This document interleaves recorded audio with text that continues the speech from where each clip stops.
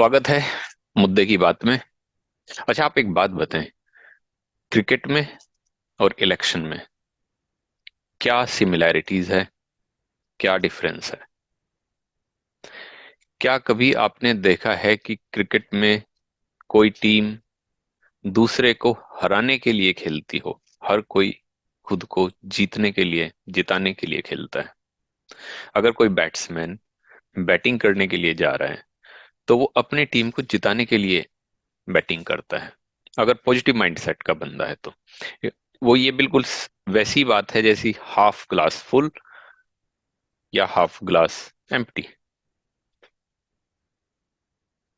किस नजरिए से किसी चीज को देखना है, किस नजरिए से हम किसी स्थिति को एनालाइज करते हैं या उसको हम व्याख्या करते हैं या समझते हैं, ये बिल्कुल वैसी बात है। जीतेगा तो जीतने वाला ही, जो अच्छा परफॉर्म करेगा वो जीतेगा।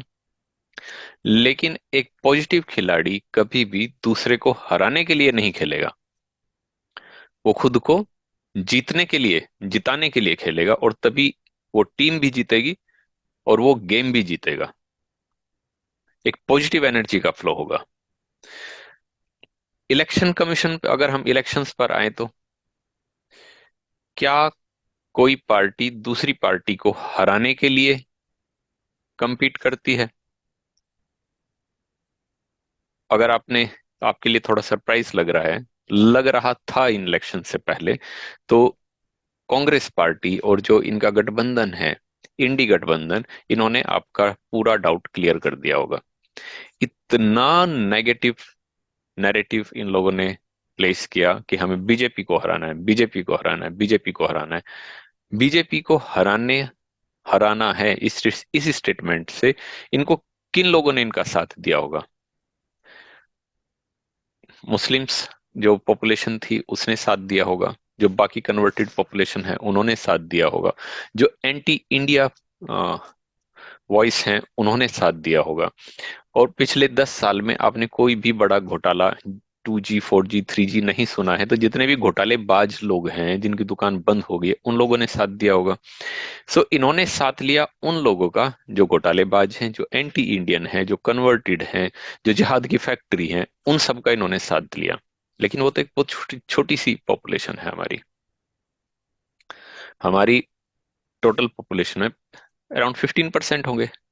बाकी हम लोगों ने ही, हमारी ही जो अपनी पॉपुलेशन है वो भी इनके साथ हो गई। अब जो हुआ सो हुआ, उनके साथ हो गए तो हो गए। लेकिन ये एक टोटली नेगेटिव नैरेटिव था और ऐसा नहीं होना चाहिए। ये एक हेल्दी डेमोक्रेसी का साइन नहीं है कि आप दूसरे को हराने के लिए compete करें। आपको compete करना चाहिए जीतने के लिए, और जीतने के लिए आपका नैरेटिव होना चाहिए कि आप किस तरीके से और अच्छी समाज की सेवा कर सकेंगे। भाई कोई कुर्सी थोड़ी ना है, कोई अब आपको जो है प्राइज थोड़ी ना मिलना है कि आप दूसरे को हराओगे। ये तो एक मौका है, आपको पाना है ये मौका समाज की सेवा करने के लिए। लेकिन इंडी गठबंधन का जो नैरेटिव है, ये शो करता है कि हमारी पॉलिटिक्स का लेवल कितना नीचा गिर चुका है। समाज सेवा की कोई बात नहीं है, इनकी कोई ऐसी पॉलिसीज नहीं है, कोई पॉलिसी ये लेकर भी नहीं है कि कैसे ये हमारी इकोनॉमी को अच्छे रन करेंगे। एक ये पॉलिसी लेकर आए कि 8,500 रुपये में इन्होंने पूरा जो इलेक्शन प्रोसेस है उसकी बोली लगा दी, और ओपन बोली लगाई, 8,500 रुपये में वोट दीजिए और आपको 8,500 रुपये मिलेंगे। मतलब खुल्लम खुल्ला बोली लगाई इन्होंने इलेक्शन प्रोसेस की, प्रजातंत्र की धज्जियां उड़ा दी, प्रजातंत्र की बिल्कुल बेइज्जती कर दी इन्होंने, कपड़े उतार दिए। इस टाइप के लोग अब सेम नैरेटिव लेकर महाराष्ट्र में जा रहे हैं।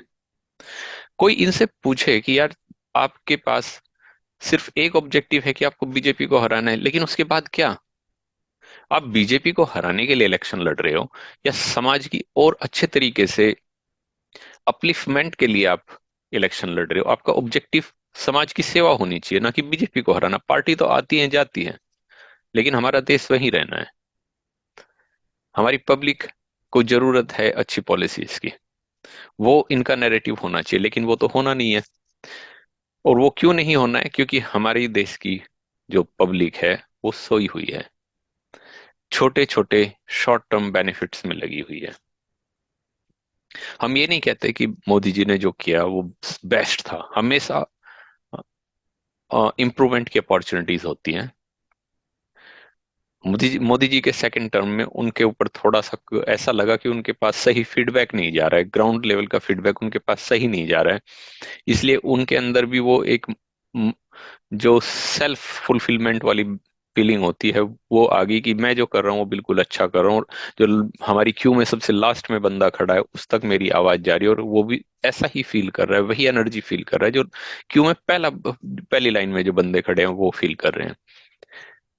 इसमें हम ये नहीं कह सकते कि मोदी जी की इंटेंशन गलत थी, लेकिन उनके पास उनका फीडबैक सिस्टम शायद उतना इम्प्रूव्ड नहीं था कि उनके कानों में बिल्कुल सही आवाज जा सके, ग्राउंड लेवल की आवाज जा सके।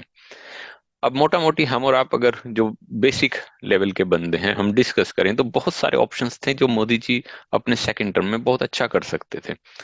हम मानते हैं कि पिछले इस टर्म में, 5 साल के इस टर्म में 2-3 साल तो आपका बिल्कुल कोरोना ले गया, लेकिन फिर भी 3 साल थे आपके पास। आपने सीएए बिल्कुल लास्ट में बनाया, आपको वो क्विकली बना सकते थे, उसको इम्प्लीमेंट कर सकते थे। तो आप सिर्फ एक पेपर पर लेकर आए, दिखाने के लिए लेकर आए, आपने उस पर कोई ग्राउंड लेवल काम नहीं किया। आप भी वही, आज भी वही रोहिंग्या रह रहे हैं, जो एक मॉडर्न इन्वेजन हो रहा है वो आज भी हो रहा है, कोई उस पर आपकी लगाम नहीं लगी है।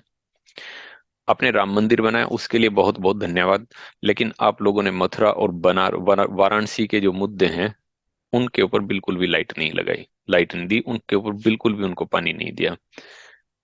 आरएसएस जो आपकी विचार शक्ति है, राजनीति सिर्फ ताकत से नहीं होती, राजनीति विचारों का खेल है, इसमें वैचारिक शक्ति होती है जो आपको ड्राइव करती है। आरएसएस आपकी वैचारिक शक्ति है। आपने उनसे भी अपना कनेक्शन डिस्कनेक्ट किया, उनमें भी आपने बोला कि आप लोगों को अब आरएसएस की जरूरत नहीं है। आप लोग पॉपुलेशन कंट्रोल बिल लेकर आ सकते थे, माना कि कुछ स्टेट्स में आप पॉपुलेशन कंट्रोल बिल लेकर आए, और लेकिन उसमें भी जो अफेक्ट होगा वो हिंदू पॉपुलेशन होगी। अब देखिए, आप पॉपुलेशन कंट्रोल बिल लेकर आए कि अगर 2 से ज्यादा बच्चे होंगे तो गवर्नमेंट जॉब नहीं मिलेगी। आप बताएं कौन सी पेंचर पार्टी गवर्नमेंट जॉब करती है, उनको क्या इफेक्ट पड़ेगा? आपकी अपनी हिंदू पॉपुलेशन इससे अफेक्ट होंगी। तो आपको ये एक प्रॉपर बिल लेकर आना चाहिए था, ये वेल डायरेक्टेड बिल होना चाहिए था, लेकिन ये भी एक तमाशा टाइप का आप लोगों ने काम किया। दूसरी चीज, हर गली कूचे में जो ये जिहाद फैक्ट्री बन रही है, और ये बन रही है आप लोगों से फंड लेकर, गवर्नमेंट से फंडिंग हो रही है इनकी। इनमें जो टीचर्स होते हैं वो बिल्कुल ब्रेन वॉश लोग होते हैं। आप लोग कंट्रोल करना चाहिए कि किस टाइप के लोग वहां पर जाएं पढ़ाने के लिए। अगर हेल्दी माइंडसेट के बंदे जाएंगे, पैट्रियोटिक बंदे जाएंगे, देशभक्त बंदे जाएंगे, तो वो देशभक्ति की भावना ही अ, बच्चों के अंदर डालेंगे। लेकिन अगर जो पहले से ही ब्रेन वॉश्ड टीचर है वो अगर बच्चों को पढ़ाएगा तो फिर वो क्या प्रोडक्ट वहां पर बनाएगा वो आप देख ही रहे हैं। उस पर आप लोगों ने कोई कंट्रोल नहीं किया। और भी बहुत सारी चीजें थी जो आप लोग कर सकते थे, लेकिन आप लोगों ने उन पर ध्यान नहीं दिया। किसानों वाला मुद्दा जो था आपका, वो आपके हाथ से निकल गया, बिल्कुल उस पर आप लोगों ने कोई प्रोडक्टिव काम नहीं किया। तो वो हमें चाहिए, मोदी जी का एक अपोजिशन हमें चाहिए, लेकिन वो ये रटेलू गांधी नहीं चाहिए। ये लोग अप्रोप्रिएट नहीं है। ये नेगेटिव नैरेटिव्स वाले जो लोग हैं, इनसे बचना है, सतर्क रहना है, तभी हम देश के सशक्तिकरण में कोई रोल प्ले कर पाएंगे। तो फाइनली बस इतना ही कहेंगे कि फर्जी नैरेटिव में नहीं फंसना है, नेगेटिव नैरेटिव का सपोर्ट नहीं करना है। आप अपना लीडर अपने लिए, अगली जनरेशन के लिए बहुत सिंसियरली चूज करें, क्योंकि जैसी पॉलिसीज ये बनाएंगे वो पॉलिसीज आपको, आपके बच्चों को, आपके आने वाली जनरेशन को किसी ना किसी रूप में अफेक्ट जरूर करेगी। सो फाइनली, अगर आपको हमारे विचार सही लगते हैं और आप इन लाइन हैं, आप भी सेम लाइन पर सोचते हैं, तो चैनल को सब्सक्राइब करें और वीडियो को शेयर करें। Thanks for your time.